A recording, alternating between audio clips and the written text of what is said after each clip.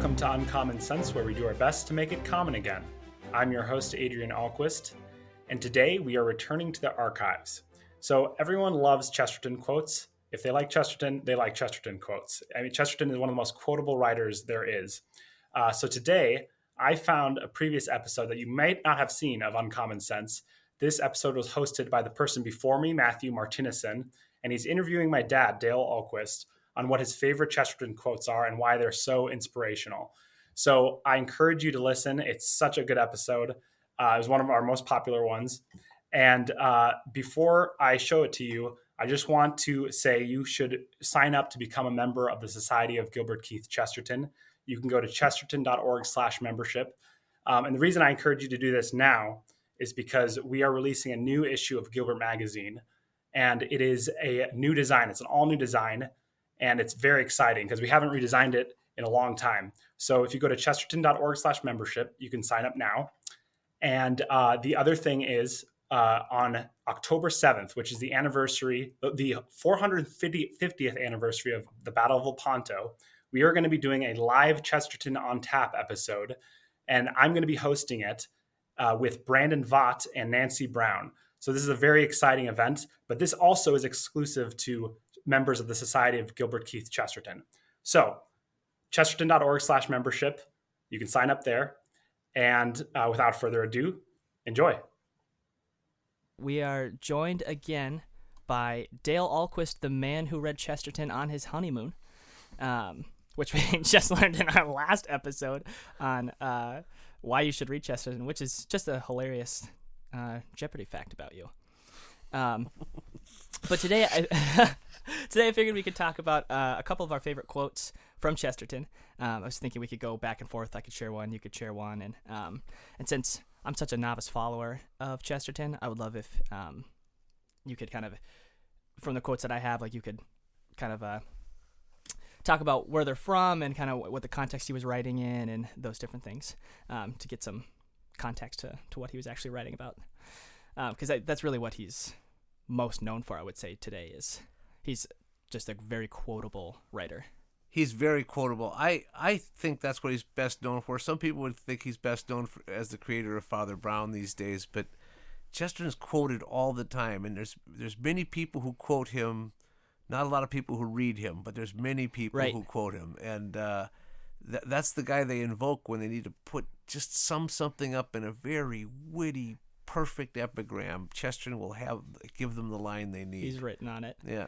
And there's also, I'd love if we could, probably the first quote I ever read of Chesterton was one that apparently he never even said at all. So I'd love if at the end here we could debunk that one. Okay, we'll do some debunking here too. Sounds good. All right. The debunking podcast. Okay, so here's my first quote that I really like. I think it speaks a lot of, obviously a lot of truth, but it says, "Though we are all liars, we all love the truth." And that's one of my faves. I think it's.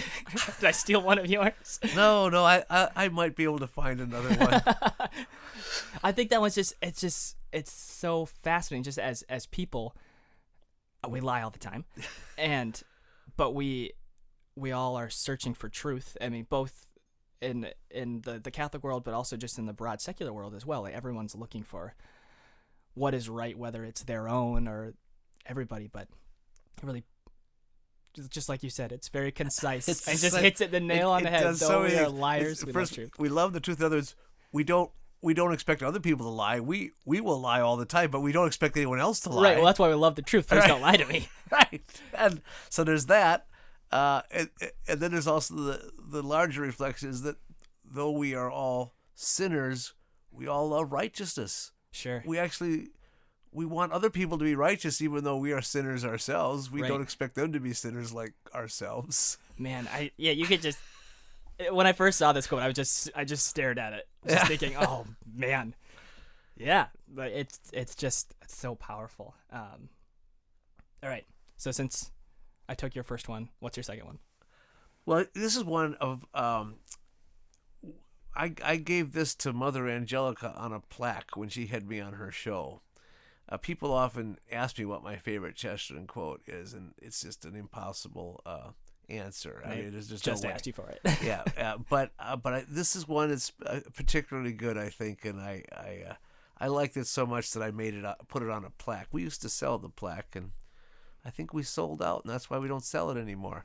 Tends to happen. It's from his book Heretics, and he says, charity means pardoning the unpardonable, or it's no virtue at all.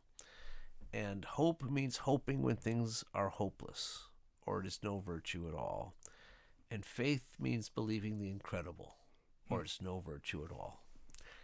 And of course, what Chesterton does with that line is he gives us the 3 Christian virtues, but he gets the essence of what they are. And of course, with Chesterton, everything's a paradox. So it means pardoning the unpardonable, forgiving the unforgivable, which is love.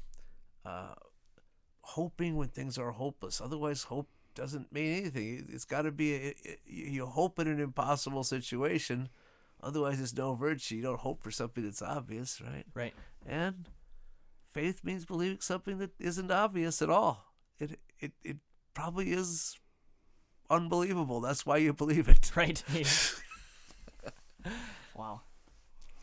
All right. Thank you for sharing that one.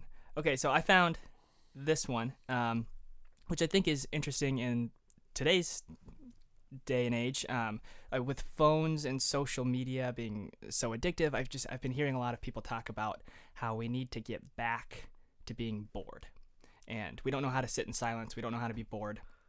But then there's this quote here from Chesterton that says, "The unpardonable sin is being bored," which it's just interesting that obviously the people I'm hearing from are not Chesterton, but what is he saying here with why is it an unpardonable sin to be bored? Yeah, it's a corollary of his line that I've never met a boring person. I've only met bored people. Sure. That there's no such thing as an uninteresting subject, but the balancing idea is Chesterton's famous quote that the world will never starve for wonders, but only for want of wonder.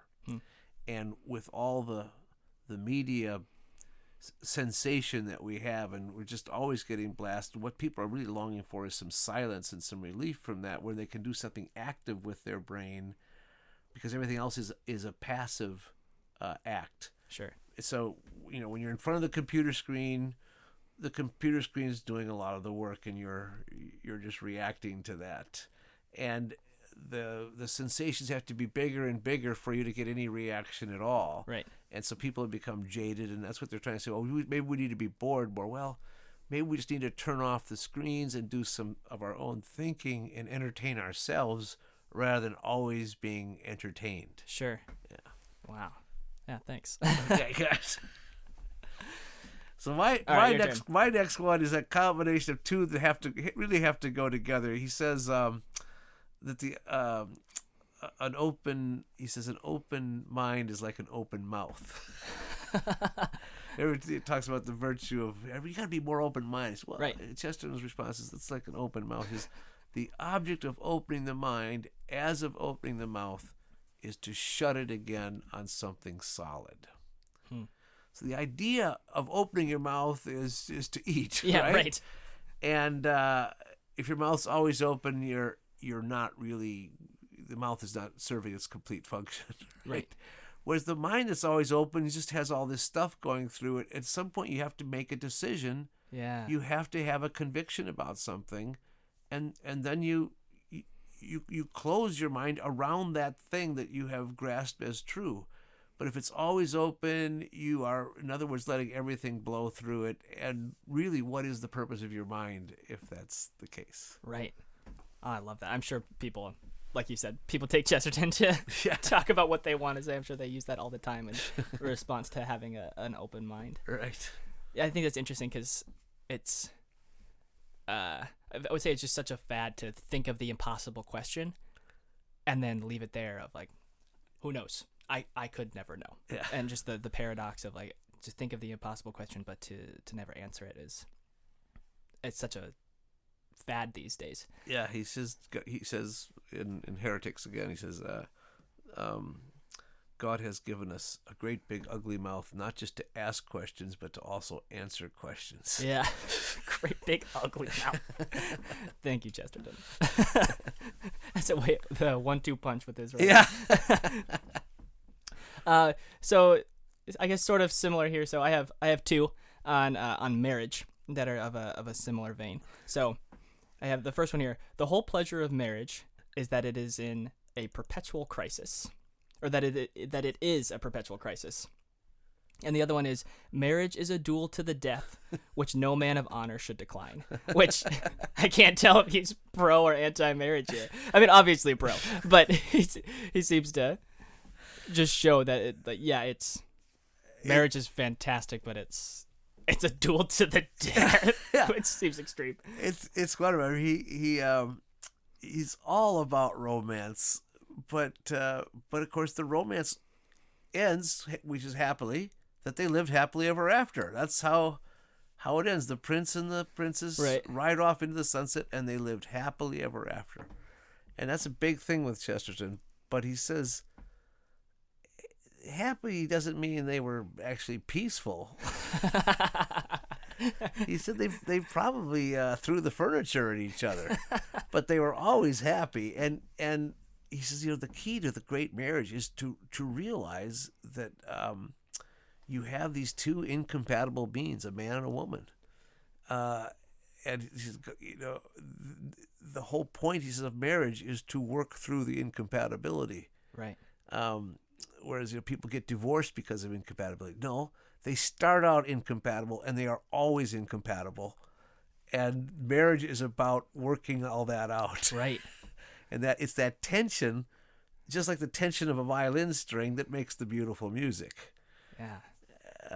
So Chesterton says that there is this joy. He says this pleasure in solving the daily problem that comes with being married to this creature that is completely different from you. Yeah. Just so different. Doesn't see things at all the way you see them. And the reason why it is necessary to have both man and woman in marriage is because the child needs both a father and a mother. It's the child that benefits from having those two different creatures to raise them. Sure. Because they need the mercy and sympathy and understanding of a mother, but they also need the hard reason and the manliness of the father who says, you're gonna have to tough some of these things out. Mm-hmm. They have to have both those things in their life so that they can grasp the fullness of existence. Sure. Man, this is great. I'm loving it. I'm learning a lot. I hope everyone that's listening is also learning, because if not, I am. So thank you, Dale. All right. Do you have another one? Oh, yeah, it's my turn. This is another classic good one I quote a lot. Men will not differ so much about what they will call evils. They differ enormously about what evils they will call excusable. Ooh. And so, again, Chesterton says, right and wrong, most people have an idea of what it is. Sure.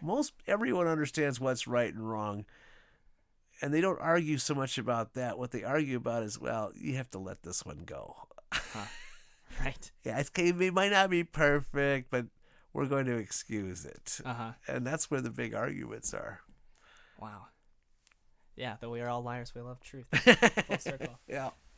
Do you have another one, or should we get into the debunking? How's our time here? We don't want to keep anybody past their bedtime. We've been ranting here for about 13 minutes. Oh no, we got to do some more before let's we keep go going. to the debunking. Then it's your turn. Oh man, I'm out. Oh, you're out. I see. You fired all the bullets in your chamber. Well, then here, let's do. We'll do another very famous one. All right. Since we're doing some famous ones here. Because this one's quoted all the time, and I think it needs to be explained, and that is, a thing worth doing is worth doing badly. Yeah. Now that's a great Chesterton line.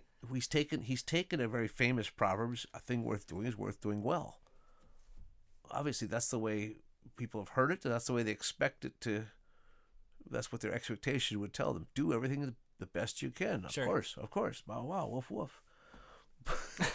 But now we've got to the point where the only one we hear is the Chesterton quotation. We never hear a thing worth doing is worth doing well. We only hear the Chesterton quote. Just do it bad. A thing worth doing is worth doing badly. We say, well, just slough it off. It doesn't really matter how well. That's not what it means. Right. It's not a carte blanche. Yeah, just do it as crappy as you can. Right. No.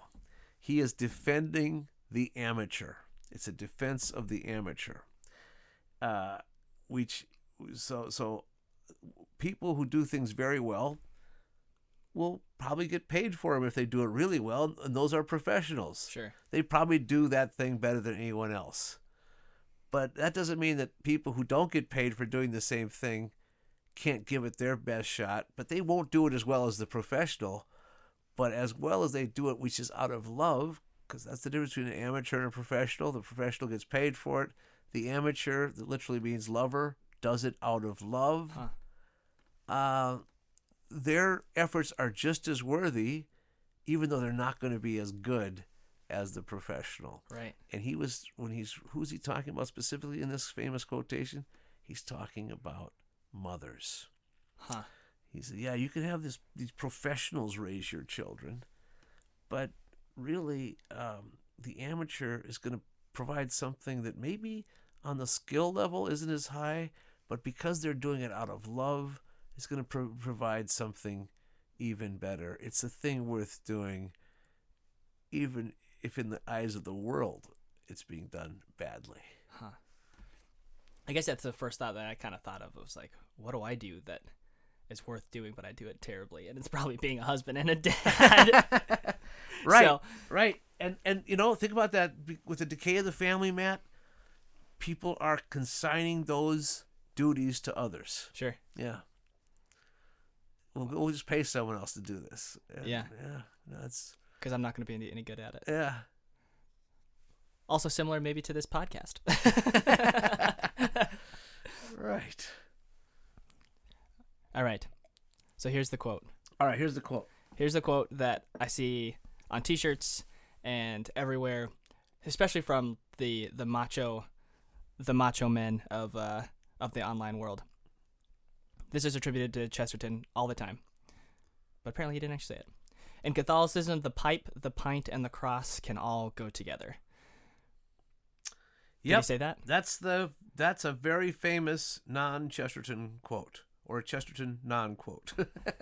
Yeah, I mean we have done quite a bit of research to try to track down where the origin of that line is, but I can tell you very safely that it's not from Chesterton. I have one theory that it could be Belloc. Okay. But I don't have any proof. Why is it attributed to Chesterton? Because there is a paradox working there. You're putting together things that you don't normally put together, and that's why those things tend to get attributed to Chesterton. If there's anything that's paradoxical, Chesterton must have said it. So you don't put the pipe together with the cross, or the pint together with the cross. There's also alliteration, which Chesterton is famous for. In fact, he says it's harder not to use alliteration than you think. But the giveaway is, first of all, the pipe. Chesterton never smoked a pipe. Really? I feel like that. Everyone thought he smoked a pipe. Oh man! He smokes cigars. He said some men write with a pencil, some write with a typewriter. I write with a cigar. All right, and he did smoke cigars. He occasionally smoked very small cigars, and a very small cigar is called a what? A cigarette? A cigarette, yes. He smoked cigarettes on occasion, too. And I think he only did that when he couldn't get a hold of a cigar. Fascinating. Yeah. But and there's a very famous, not famous, because nobody knows it. You don't know this. But he wrote an essay about how he wanted to smoke a pipe, wanted to learn how. Sure. And his wife's cousin from Germany gave him a pipe. And it was obviously a beautiful type of, obviously a meerschaum or whatever it was, but he put it on the wall with the intention of learning to smoke it, and it fell off the wall and broke. And so He never did smoke it. There may be some evidence that he tried smoking a pipe as a young man, but Chesterton, pipes are a lot of work to smoke. You have to kind of keep track of them. You have to keep working it and keep relighting it. And Chesterton would want to just light his cigar and be done. Get the cigar is supposed to serve him. Not with the pipe. You have to concentrate a little bit more on the pipe. Okay, so with that, here's another quote that I would love to hear if it's true or not. So he's famous for just being very absent-minded and just not being in control of his schedule or anything. But there's the story of him being somewhere and sending a note to his wife saying, "Hey, where do I go next?" So what did that happen? Yeah, you gave the gist of the story. He sent a telegram to his wife. A telegram is something that people don't even know what it is anymore. You have to go to a telegraph station. Someone types it out in Morse code, and then it comes out at another station, and then they transcribe it and deliver it to the... So he was waiting around for a while. Yeah. I mean, this is not instant messaging here. Yeah, absolutely not. No cell phone. So he was at a train station. He went to the telegraph station at the train station and sent a telegram to his wife saying, "M at Market Harborough, where ought I to be?" And what's great about that is because it's a telegram, you try to save as many words as possible. It's the early tweet, right? Sure. Where 160 characters. Yeah, so they just try to, because you pay for every word, so you cut it down. You just leave out all the extra words. So I am at Market Harborough. Where am I supposed to be? Where ought I to be? And that's very funny. So he was totally lost and sent a telegram to his wife. And it's true. It is true, and there are many stories that affirm how absent-minded he was. But that brings up another great Chesterton quote, because he says, "To be absent-minded is simply to be present-minded about something else." There you go. Yeah. Bring it. Give him the ability to continue to be absent-minded. Now, there's one other. There's two more famous quotations that are always attributed to Chester that we should probably debunk as well. Let's do it. One is it goes along with that open mind quote.